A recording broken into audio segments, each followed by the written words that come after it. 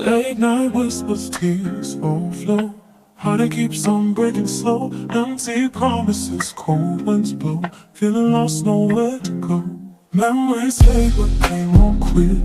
Day by day I fall to bits. Only shadows in the mist. Love and sorrow they coexist. You lie.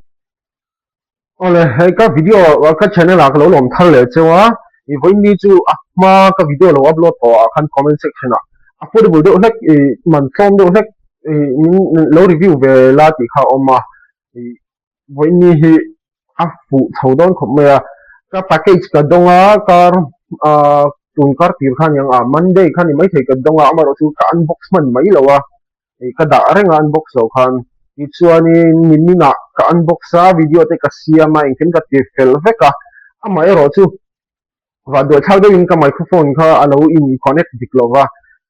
video thui ve do kha ka review ve la ni ama ro chu engma ka voice kha lo lan lo awangin karon review thale do na unbox na te che ta hen ka lo da anga ti chen voice over te kon karon ti mai tu rangai la ti chuanin voina karon review tu ka package don chu hetiang hi ani Ole hei hi nia ni mina ka siam maseka voice eng malo in record lo wang han tian karon voice over menga BlaBliBlu hi Korean brand pakhat bon chu stand out copy yes yamani an bottle zong zong point ang veka heta kalo tar la nang hian ti choni tun lai hin BlaBliBlu hi lar em em chan chu anon in advertise na sa in feed ate polan ve thin karinga ti chon an ma ni fragrance ron phau chona tur hin du em em min be kwal thin bokani an thon thei bokamo ngai thang akma sabera ai self made ti hi ni self made enge an kan nim chinang hei ni aka test to ka du lo lu tu ka ka soi bong bong maya ka du lo zia po kha kan pi thale ang ma ro tu aring tinge om reng ti ha ka chiang aring tui lo ai du tu nom thawang ama ero chu aring hi a powdery lu tu ka a white floral bok powdery lu tu bok ania enti kama ka du ngai lo tur ani a hing hi hai self made ania enge mo ti dewa va intoxicating do le va changkang de tur ring ka lo ngai dewa ama ero chu khat tiang ring kha an nam reng reng lo kai ma mara nge ka ngai dan ani chu koron soi ka soi thiam dan chun Ramson perfume kha kan thiet ka ring a then chon siang vai hoi nan man thin powdery chu ka ring ni deuh chu kan man thin khamo Ramson hi asen no kha khami ang ring kha nam ka ti ke ma chon ka recommend lo hei hi ka recommend lo lut tu ka akmang in om po ka ring chong lawa hemi hi BlaBliBlu ania ni sina ka soi vek to ang khan hi BlaBliBlu Bourbon Vanilla Bergamot ti ni hai ang lawa ko hian Bourbon Vanilla Bergamot ti te ni ka amai ro chu citrus rum ti na ta kha ati bo na ka ni chu an non ti dan hi amma ka ti heavy mang hi chu rim ti don lo rim ti ngai lo phang chuanin adablia kan ti lang adablia my wingman tahen hemi collection hi mipa collection bi kan mi chia polo ma chu unisex collection on boka ut collection on boka BlaBliBlu hian an nga ve phian ani tichon my wingman hi nimina ka unbox na po kan ka soi to aming chi lu to ka hei te hi aron fresh ve de wa chon powdery na khatlem chu lo om thoma se apma sam yang khachun ni lo ha ring ne om lu tu kang kha om lu tu lo ma ro chu ka du pol chu ani don lo shum bok hei ko hei a du tan chin enge ni ari ma sial ve thei viau mai thei ti tu la ni hei ka soi thiam dana bok chuan ring hiar min chi ring hiar mem ring enge ni spicy lampang bok ring hiar bok khatiang ring ha anam ka ti ai enge ni ang balsamic de kan tiang te kha tiang ang spice box hi hiar box hi ang kha ka hriat thiam dan ani chu hei pawh hi adu te tan lo chuan ring tui ka ti chi chu ani lo ke chuan hei pawh ka recommend lo lei du su chuanin akala kan kan zep tel zeu zeu nga BlaBliBlu hi mapun ka usai thawang khan Korean brand pakhat bom chu stand out ti copy ya an siam ani a bottle zong zong po chumi imitate ve kan siam chu ni a center hi chu Indian blend dik tak ani a ring te hi tunami pa thei kha chu a vai ulu tu ka ka recommend ni ala wania tunami te kha i ron se wangin kan le ya aring tui lo lu tukin lo ti phal ka lawa chu wang chuanin tunami pa ni kha in lo lei lo tur te zinga mi ani chuan a dawtah hianin by the beach hi kan en leang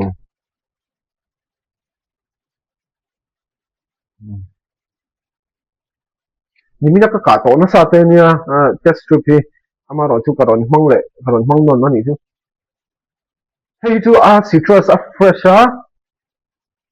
a rima dai a dam dep mai a pathum ka test to zong zong a khan hei hi ala thaber a rim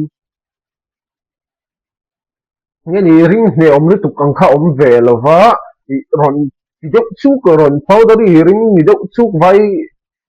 ina an hman ang chi khatiang ang kha om vak lo ama ero chu ama ka hnim to na wang he ka hnar kemina ti sukuk deuhin ka hria coffee beans ka hmang lo kang ni chinami kha a ring kha kang ngei lu tu ko mo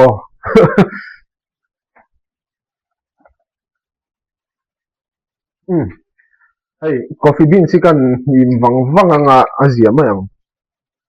heng hi changkai lu tu ko ni coffee beans sing hnar palette ti clear nan mo an tha tur anga yang ti kha chuan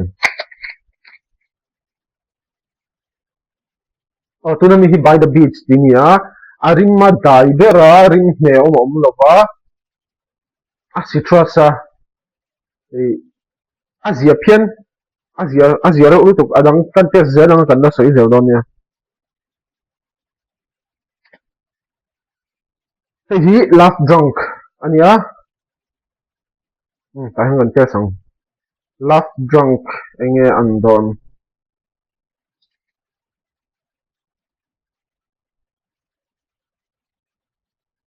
hei chu a sweet lu tuk fruity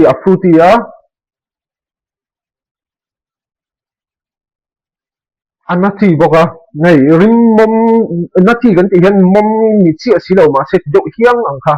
etianan engen yang khokhep kan eya kan ka chunga hetia kan eya aron ti deuh hiang ang chi te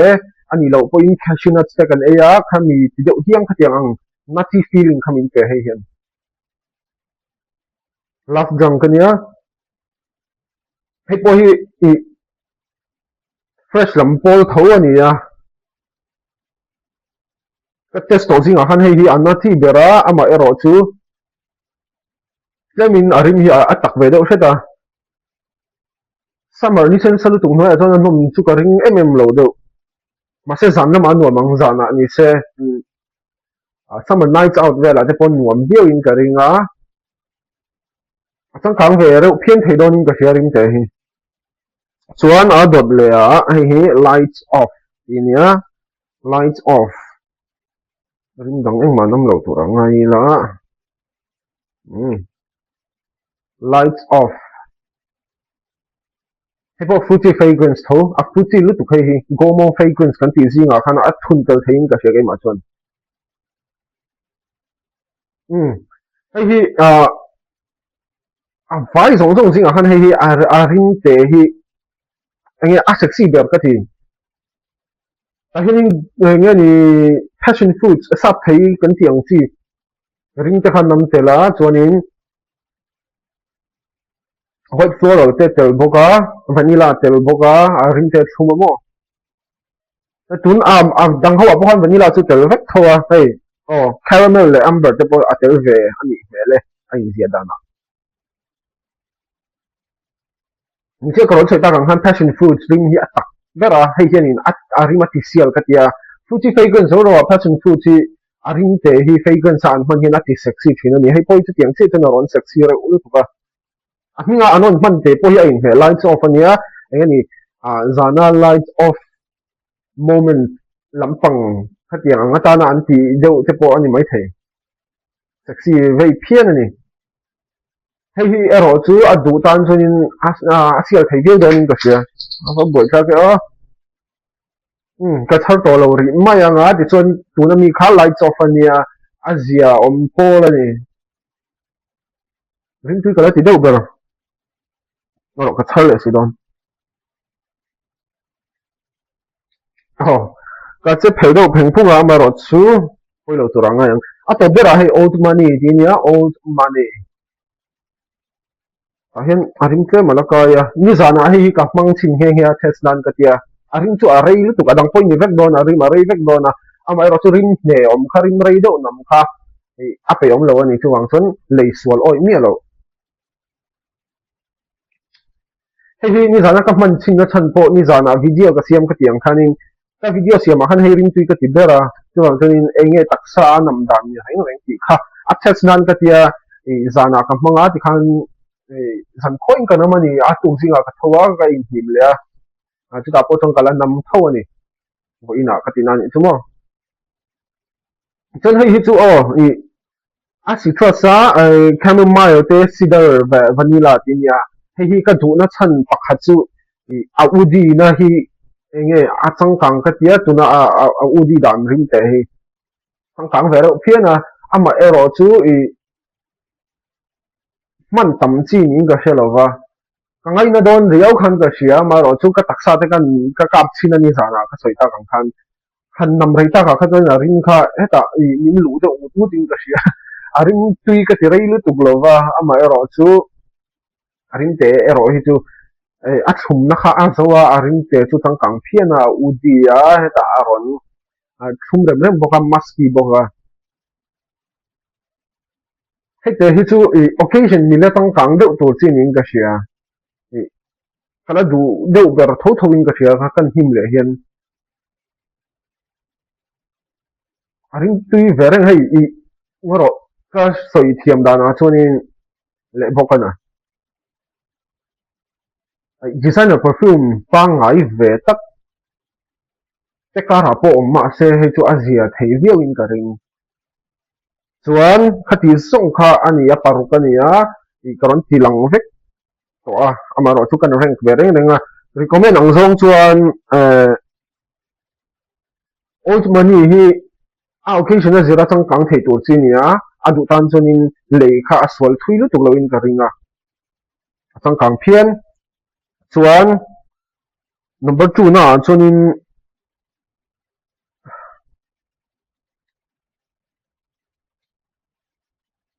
lights off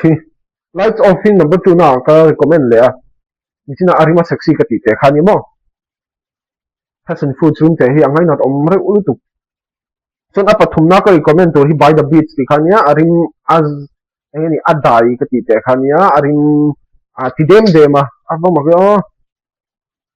ama ero chu initiate to chu hi by the beach hi oriflame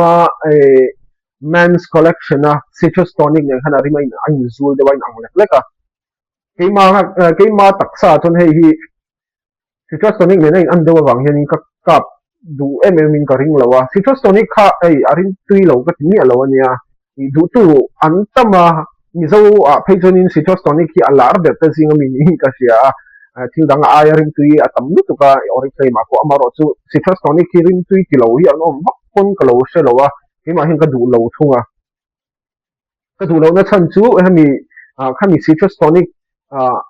rim kha ket ka taksa ka in ka hianin rim leather sweat rim ang khana mani chu khatiang sweat leather de ang hian aron chho thina kha kha ka du lo ani keima chu khatiang rim kha hi nama oriflame citrus tonic rim tui ti tang kha jon hei chu in mang thei viawang chung kan soi le du bok chu amana chom hlom em ma cheng sang khat man bor chho chu ania chu ni zong zong lei phak ani wangin karon soi nual bok ani chu adot le ka recommend le tur hi love drunk hi hay chung nati cái gì khá nia mi chỉ na arim nati đâu cái gì khá chúng ta phân cái là sẽ thấy à anh ấy hay chú winter tuần ang hun khâu khua là vô hun à có hiện Asia phiên in cái ringa mà sẽ cái recommend lúc tục lâu á sang chú mi giống song ring tuy thì thấy đồ chi anh ấy lem lâu à vàng in lấy xua lâu lăng á bà cả bula mi te po han ring xian lâu thì phiên thế à vai hậu te po ring xian cái thì thấy em ang chi khá anh ấy đâu mày cái sợi tiêm đàn chân hay vai ring đâu te ông về à chú vàng ở thằng sấy mấy chú cái này huột tủ lắm em mà nhỉ lo ông lâu thì nó chú adot le atop dot dot as my wingman hi well hemi I can my wingman hi ga da masa le zong du arim ka nim le chi arim tui ro lu tu hei a spicy ni a rising ha spicy do berin ka sia son a hiar mem om ka ti te khan ya mo anga ni skin growthy upper pul rong oma ai in shen om mai thei khami in to kha chon in shet ka ring in khami green tea kan in na kan ka chunga kan feeling ang kha him hian ka the thei aring te point ang deuh chu a face bero reu ti na ni chu ama ero chu mi zong zong ngai na tu chi ani lova ka recommend don lova Asia phian tho mai thei bo ka du tu tan chon skin growthy du le du lo tang han ni mai fiat vek chuan a top dera self made hi hei ero hi chu ka du lo bur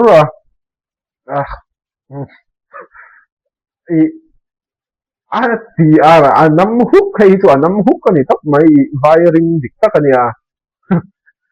soi moi vak ngai na om lo hei ram sun kha ka ron da le do na ta hian a pha sa khan ka da mai thei a ta hian ka ron da le do na kha tiang ring ne kha in an lo na eng ma om lo hei kalu ati hai rum thei til hian mo kha wa he thil wang hian ania coffee bean to kha ma mo na chan ha chuang chen kha chu kan pai nal don nang ni polo le mi asu alo le in om chuanin in bulami de panding chen ti viaw ang cho ti zong khan ni sela tu na karon soi ho hi Valentine's Day offer oma a box a bottle ang pon pack of 3 te pack of 6 te oma a bottle te deuh te chuan travel size hi om boka 30 ml oma 50 ml 50 ml le 100 ml om boka man kom te ni a indu le in lo va check out ve anga tuna karon sei kha ka feel dan dik tak ania chu wang chunin hei chu aring tui ka ti lo ka ti ang kha hei in lo le tal khan in aring tui ti bi ka ring lo a chan chu perfume chi sang sang kat ni ne ma ka test ne ma ka pang ne ma ka nei ne mo ka aring tui lo chu aring tui lo ani mai ti ngai no fa kom lo chu wang chuan Indo chen in lo va check out anga atlom em ma aman pa ngai aya atlom lai ta ka ni boka in le lo kha chu in thu ni to sela a bottle roi chu chang tang ma soi tang han Korean brand an copy ani na ang hian ari ama te hi asli krawa shi kro boka chu wang chuan a bottle te hi showcase tan po thave long ti anga lei du tan thei ka chen hun dul cha ko mani he pon hun dul cha ka collection ma se test ma salo le kha ka du lo wangin tu hang ka test sa ka hung du don lo ti kha kan soi ha lang ka le le min ka ring phak lo ka le ani pon pa hi khat vel ka le anga ani lo chon tu na mi ho ka tu ka le lem lo wanga women's collection ka test lo wa tu na ka men's collection so an ya unisex women salo oma ut collection om boka hang ho khan akina du le cover size te ang hian tiang ang sample te hi kan la changa kan la ti le tura nga yi la du song te kan nei ni chuan ke kon pala hum ve tura ka ngai khati zong khani se next video kan hule thau don ni in za vai bye bye ve gole Promises cold winds blow, feeling lost, nowhere to go. Memories fade, but they won't quit. Day by day.